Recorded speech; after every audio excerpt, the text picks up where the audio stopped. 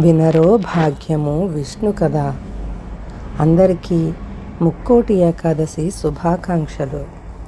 ఈరోజు నుంచి నేను మీకు విష్ణు కథలు చెప్పబోతున్నాను. తప్పకుండా వినండి. విని మంచిని నేర్చుకోండి. అందులో ఉన్నటువంటి మంచిని మనం తెలుసుకుందాం. అలాగే పురాణాల విలువ కూడా మనం ఖచ్చితంగా తెలుసుకోవాలి. మొట్టమొదటిగా ఆది మూలావతారం శ్రీ విష్ణు కథ. పాలసముద్రంలో ఉన్న త్రికూట పర్వతానికి ఇనుము, వెండి, బంగారాల 3 శిఖరాలు. ఆ శిఖరాల నడుమ ఫలవృక్షాలతో నిండిన మహారణ్యం. ఆ వనంలో గజేంద్రం అనే మదపుటేనుగు తన భార్యలైన 10,00,000 కోటి ఆడ ఏనుగులతో విహరిస్తూ దాహం తీర్చుకోవటానికి మహావనం మధ్యనున్న సరోవరానికి బయలుదేరింది. దాహం తీరాక జలవిహారంపై బుద్ధి పుట్టి తన ఆడ ఏనుగులతో సరోవరాన్ని అల్లకల్లోలం చేస్తూ విజృంభించి జలకేళిలో లీనమై ఉన్న గజేంద్రాన్ని గొప్ప మొసలి కోరలు గుచ్చి ముందరి కుడి కాళ్ళు పట్టుకున్నది. బాధతో గజేంద్రం చేసిన ఘీంకారానికి ఆడ ఏనుగులు బెదిరి చెల్లాచెదురుగా సరోవరం చుట్టూరా ఒడ్డు చేరుకుని గజేంద్రం పడుతున్న బాధ చూసి ఏడుస్తూ నిలబడ్డాయే కానీ మొసలి పట్టు నుండి ఎలా తప్పించాలా వాటికి తోచలేదు. గజేంద్రం మొసలి బారి నుండి తప్పించుకోవటానికి ఎన్ని ప్రయత్నాలు చేయాలో అన్నీ చేస్తూ తల్లడిల్లిపోసాగింది. ఏనుగులు శోకాలు పెడుతూనే ఆకలి తీర్చుకుంటూ వేరే జలాశయాలకు వెళ్ళి నీరు తాగి వస్తూ పోతూ సరోవరం చుట్టూ తిరుగుతూ కన్నీరు కారుస్తున్నాయి. సరోవరంలో కరిమకరాల పోరాటం సాగుతూనే ఉంది. ఏనుగు దంతాలతో మొసలిని పొడిచేది. మొసలి ఎగిరి మీద పడి ఏనుగు శరీరమంతా రక్తధారలు కారేట్లుగా వాడి గోళ్లతో రక్కేది. ఏనుగు తొండంతో మొసలి వీపు బాదేది. మొసలి కరుకుల తోకతో ఏనుగును ఎడాపెడా కుట్టేది. ఏనుగు మొసలి మీద పడి 4 కాళ్లతో కుమ్మేయాలని చూస్తే మొసలి నీటి అడుగున దాగి ఉండేది. ఏనుగు ఎంతకు మొసలి జాడ తెలియకపోవడం చూసి ఒడ్డు చేరబోతుంటే తటాలున మకరం ఏనుగును పట్టుకుని లాక్కుపోయి నీట ముంచేసేది. అలాగ ఎన్నిసార్లు ఏనుగును ముప్పు తిప్పలు పెట్టింది. ఏనుగుకు మొసలికి నిర్విరామంగా పోరాటం 1000 సంవత్సరాలు సాగింది. గజేంద్రం స్వశక్తిని నమ్ముకుని ఎంత సాహసించి పోరాడినా క్రమక్రమంగా శక్తి సన్నగిల్లింది. మొసలి జలగ్రహం, నీటిలో దాని బలం ఎక్కువ. ఏనుగు రక్తం పీలుస్తూ అది మరింత బలంతో బాగా ఒళ్ళు పెంచింది. ఏనుగు బొమికలతో మిగిలింది. మొసలి పట్టు నుండి మోక్షం పొందడం మరింక దానికి సాధ్యం కాదు. దాహం తీర్చుకోవడానికి సరోవరానికి నేరక వచ్చాను. దాహం తీర్చుకుని వెళ్ళిపోదామనుకున్నాను. కానీ అలా వెళ్ళిపోకుండా సరోవరంలో ఎందుకు దిగాను? నా పాడు బుద్ధే నన్ను మొసలికి పట్టి ఇచ్చింది అంటూ గజేంద్రం చింతించడం మొదలుపెట్టింది. నన్నెవరు రక్షిస్తారు? ఎవరిని పిలవాలి? నన్ను నేను రక్షించుకోలేని స్థితిలో ఉన్న నా మనస్సులో ఏ మూలనో నేను కాపాడబడగల అవకాశం ఏదో ఉన్నదనే ఆశ. ఆ ఆశ వల్లనే రక్షణ కోరుకుంటున్నాను. అంటే నా ఆశకు ఆధారం ఏదో ఉండి తీరాలి. అదే దేవుడని పిలుస్తున్నాను. దేవుడు, భగవంతుడు, ఈశ్వరుడు అనే భావనకు ఆది మూలమైన ఓ దేవుడా, కారణాలన్నింటికీ నువ్వే కారణానివి.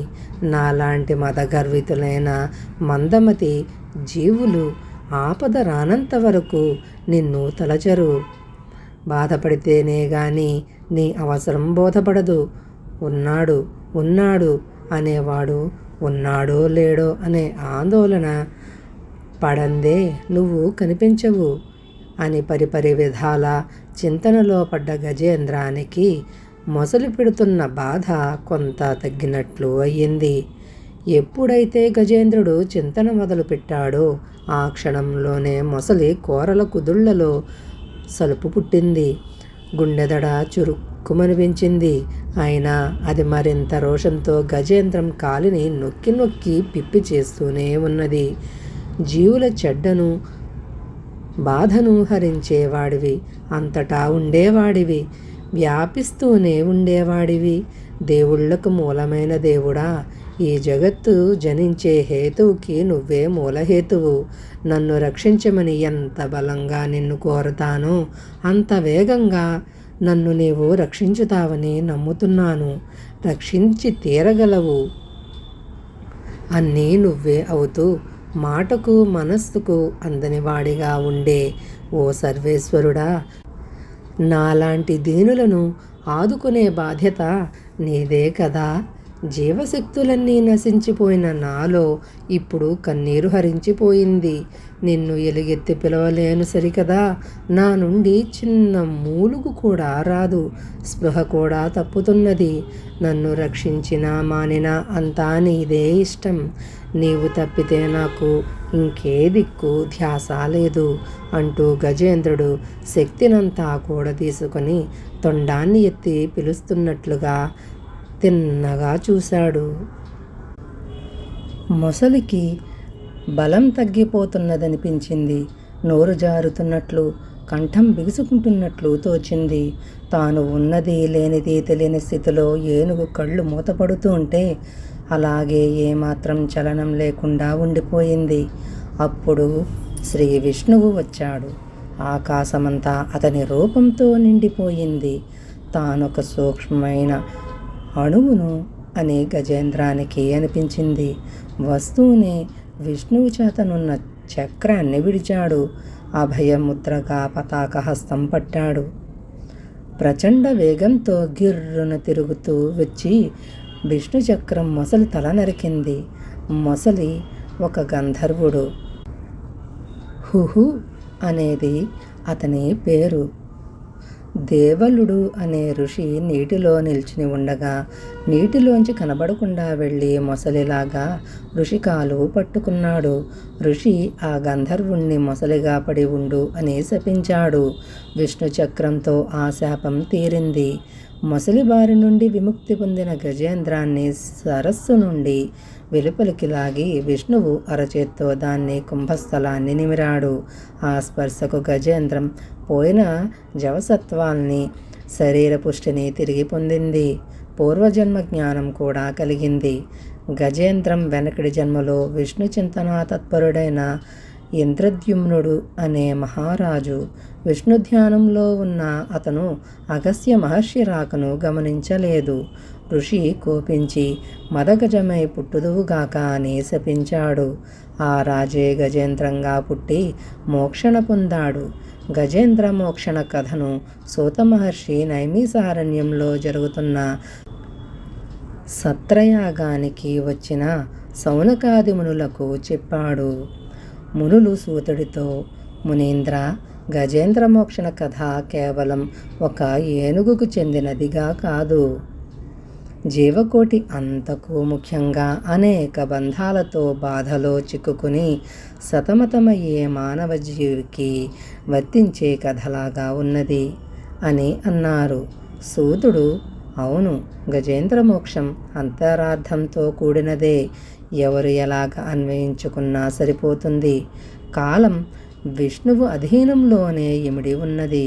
కాలచక్ర భ్రమణంలో ఎన్నో సమస్యలు, కష్టాలు సమసిపోతూ ఉంటాయి అని చెప్పాడు. మునులు, మునివర్య, గజేంద్ర మోక్షాన్ని బట్టి కారణకారణుడు సర్వేశ్వరుడు విష్ణువు అని తెలుస్తున్నది. అటువంటి విష్ణు కథను పూర్తిగా వినాలని ఉవ్విళ్ళూరుతున్నాం. నీ ముందు మేము పిల్లల వంటి వాళ్ళం కనుక విష్ణువును కూర్చిన విశేషాలన్నీ మాకు సులభంగా బోధపడేలాగా వినిపించ ప్రార్థిస్తున్నాం. వ్యాసమహర్షి వలన సమస్త పురాణాలను, ఇతిహాసాలను, వాటిలోని విశేషార్థాలను ఎరిగిన నీవు ఒక్కడివే మమ్మల్ని కృతార్థుల్ని చేయగలవు అని అన్నారు.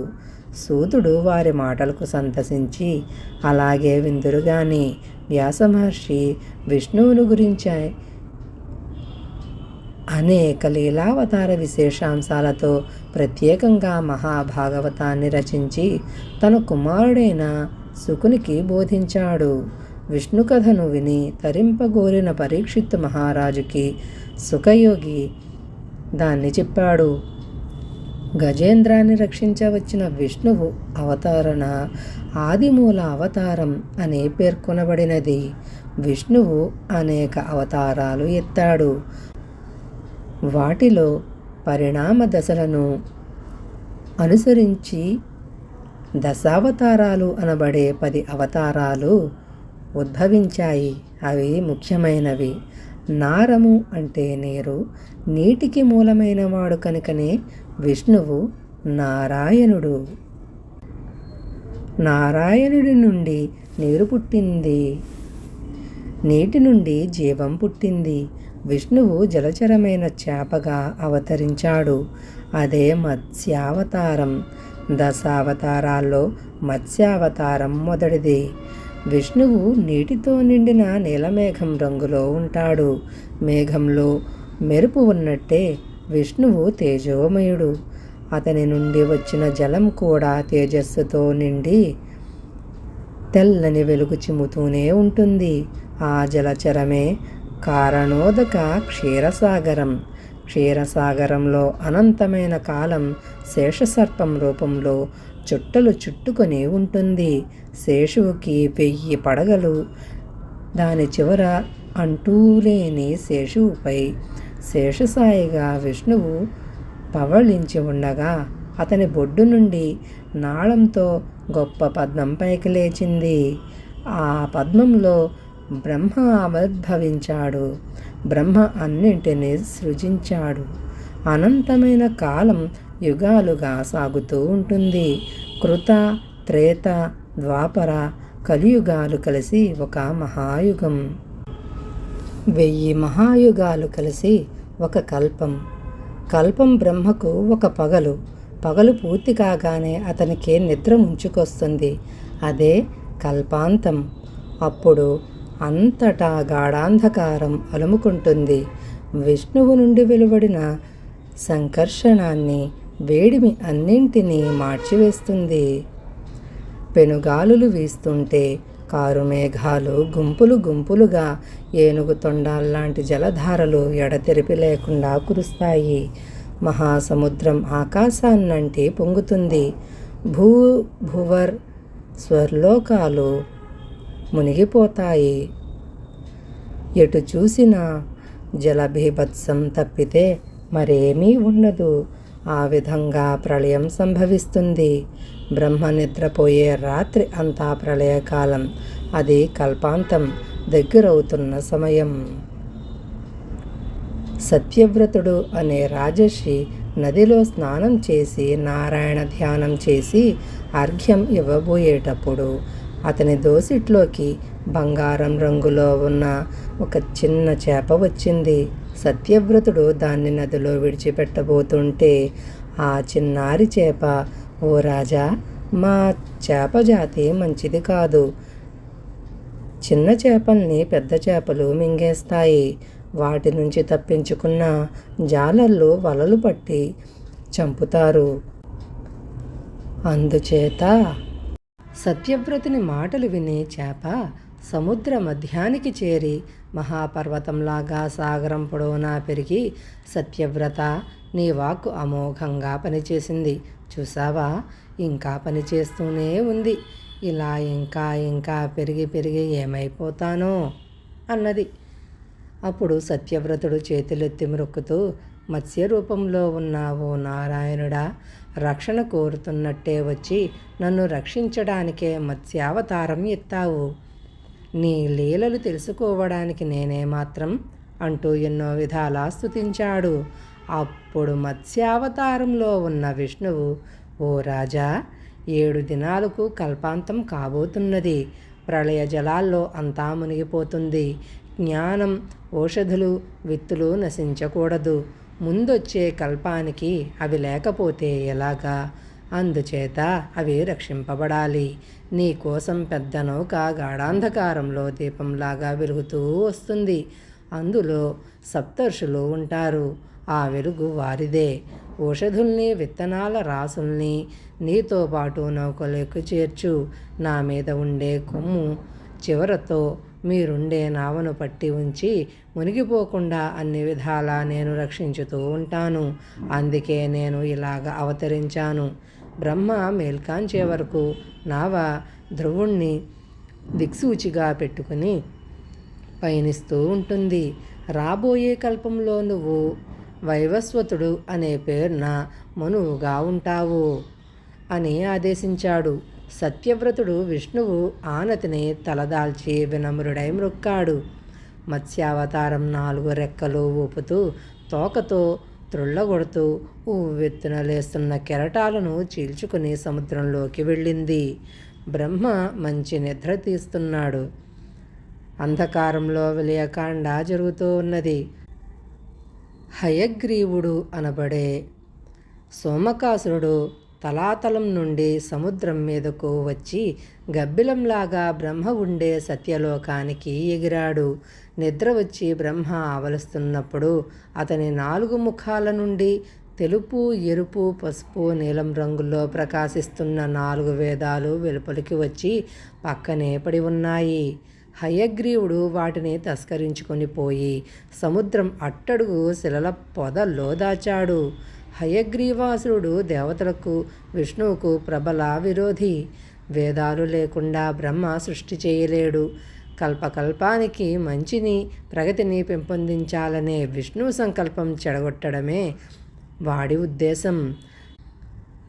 ప్రళయ సముద్రం భూమిని ముంచుతున్న సమయంలో ఎదురు చూస్తున్న సత్యవ్రతుడికి అంధకారంలో దూరంగా చిన్న వెలుగు చుక్కలా కనిపించి పెద్దదవుతూ సమీపిస్తున్నది. అదే సప్తర్షుల కాంతితో నిండిన నావ.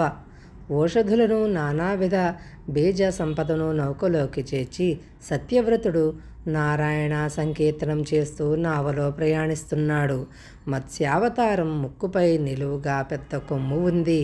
నక్షత్రంలాగా మెరుస్తున్న ఆ కొమ్ము చివరను చుట్టుకుని ఒక మహాసర్పం పెద్ద త్రాటితో కట్టినట్లు ఓడను కలిపి పట్టుకుని పడగ విప్పి ప్రళయ ప్రభంజనాలను పీల్చి దిగమ్రింగుతూ ఉన్నది. మత్స్యావతారం తన రెక్కలతో కెరటాలను తోలగొడుతూ సముద్రాన్ని చీల్చుకుని నావను భద్రంగా తీసుకెళుతూ ఉన్నది.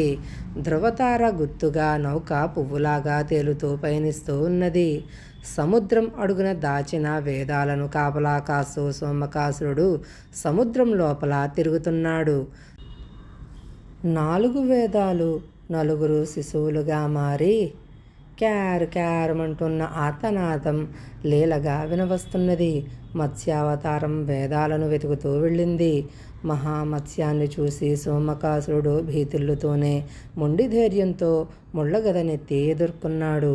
అప్పుడు విష్ణువు నడుము వరకు మత్స్యంగా చతుర్బాహువులతో అవతరించాడు. మత్స్యమూర్తికి సోమకాసురుడికి ఘోర సంగ్రామం జరిగింది. సోమకాసురుడు సముద్రం అట్టడుగు చేరి పారిపోతూ ఉంటే విష్ణువు చక్రంతో వాణ్ణి ముక్కలు ముక్కలుగా నరికి హతమార్చాడు. విష్ణువు పసిబిడ్డల రూపంలో ఉన్న వేదాలను ఎత్తుకొని 2 పిల్లల్ని చెరో సందిటా చేర్చుకుని నీటి మీదకి వచ్చాడు. పిల్లలు విష్ణువు కంఠహారంలోని శ్రీవత్స కౌస్తుభామణులను చిట్టి చేతులతో ఆడుకుంటూ కిలకిలా నవ్వుతూ కేరింతాలు కొడుతున్నారు. 4 పిల్లలు తెలుపు, ఎరుపు, పసుపు, నీలం కాంతితో మెరుస్తున్నారు. విష్ణువు మీది చేతుల్లో శంఖచక్రాలు ప్రకాశిస్తున్నవి. విష్ణువు మత్స్యావతారమూర్తిని చూసి ఋషులు, సత్యవ్రతుడు మహదానందంతో మైమరిచి చేతులెత్తి మ్రొక్కుతూ స్తోత్రం చేశారు. ప్రళయ సముద్రం శాంతించి భూభాగం ఏర్పడుతూ ఉన్నది. నౌక గమ్యం చేరుకుంది. బ్రహ్మకు పగటి ప్రమాణం ఎంతో, రాత్రి అంతే. అతని నిద్రాకాలం పూర్తిగా వస్తున్నది. సరికొత్త కల్పం ఆరంభమవుతున్నది. సరస్వతీదేవి ముందుగా లేచి వీణ సవరించి భూపాల రాగాన్ని పలికిస్తూ ఉన్నది. బ్రహ్మ మేలుకొని 4 తలల్లో ఏదో కలత వెలితి అనిపించి పరికించి చూస్తే వేదాలు లేవు. వేదాలు పోగొట్టుకుని దిగులుగా ముఖాలు వేలాడదీసుకుని విచారిస్తూ ఉండగా విష్ణువు మత్స్యావతారంతో వేదాలను తెచ్చి అతడికి ఇచ్చాడు. బ్రహ్మ విష్ణువు మత్స్యావతార రూపాన్ని కన్నుల పండుగగా తిలకించి చేతులు జోడించి 4 నోళ్లతో కీర్తించాడు. ఓ నారాయణ, నీ మత్స్యావతారాన్ని ధ్యానించిన వారికి ప్రళయంలాగా విరుచుకు వచ్చిన ఆపదలన్నీ తొలగిపోతవి. అజ్ఞానాంధకారం పటాపంచలవుతుంది అని బ్రహ్మ అన్నాడు. మత్స్యావతారం ఎత్తిన కార్యం పూర్తిగా నెరవేరింది. విష్ణువు అంతర్ధానమై తన నివాసమైన వైకుంఠాన్ని చేరాడు. బ్రహ్మ వేదాలు తీసుకుని సృష్టి మొదలుపెట్టాడు. కొత్త కల్పానికి వివస్వంతుడనే పేరున ఉదయించిన సూర్యునికి పుత్రుడుగా సత్యవ్రతుడు శ్రాద్ధదేవుడు వైనస్వతుడు అనే పేరున మనువైనాడు. సప్తఋషులు ఆకాశానికి చేరుకుని తమ తమ స్థానాల్లో సప్తర్షి మండలంగా ప్రకాశిస్తూ ధ్రువునికి ప్రదక్షిణం చేస్తూ తిరగసాగారు అని సూతుడు చెప్పగా మునులు, సూతమునీంద్ర, ధ్రువుని చరిత్ర వినగోరుతున్నాము అన్నారు. కథ ఇంకా ఉంది.